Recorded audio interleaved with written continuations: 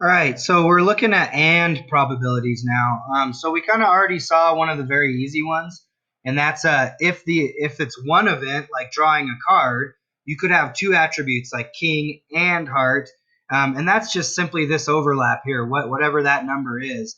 So remember, like for instance, if event A was to draw a king, there were four chances of that out of the 52. And if over here was the chances of drawing the heart, right? There's 13 hearts in a deck out of 52.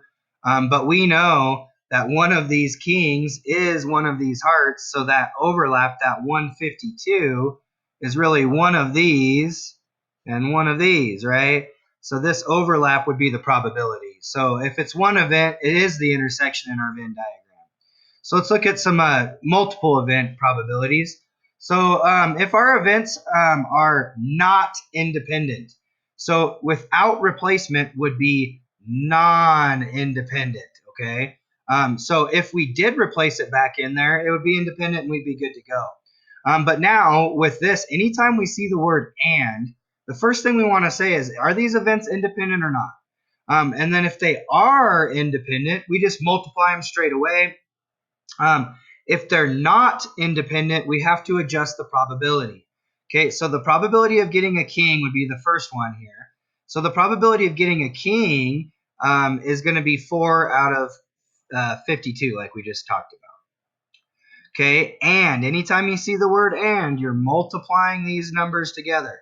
So we're going to be multiplying these two fractions together. But then the second card is a queen. The problem, so there's 4 queens in the deck for sure, but that king's already sitting on the table. So see how the event has changed the probability? Specifically, the bottom number is what changes most of the time. But if it had been a king and a king, then the top number would have changed too. So non-independent events, the probability will change, okay? Mutually exclusive events, you're good to go because the probability of getting a heads, well, that's just 1/2. And then, so times, an even number on the die, well, that's 3 out of 6.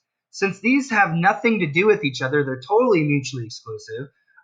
They're totally independent. We just multiply these straight across to get the basic probability of 1/4 chance that this would happen, okay? So and probabilities is all about multiplying the two probabilities together.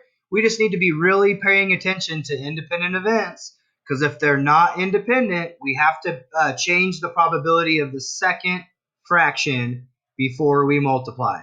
Remember, when you multiply fractions, you multiply straight across, numerator times numerator, denominator times denominator, to get the new fraction, which is a probability number between 0 and 1, right? So we want this answer to be a fraction at the end of the day. Okay, good luck.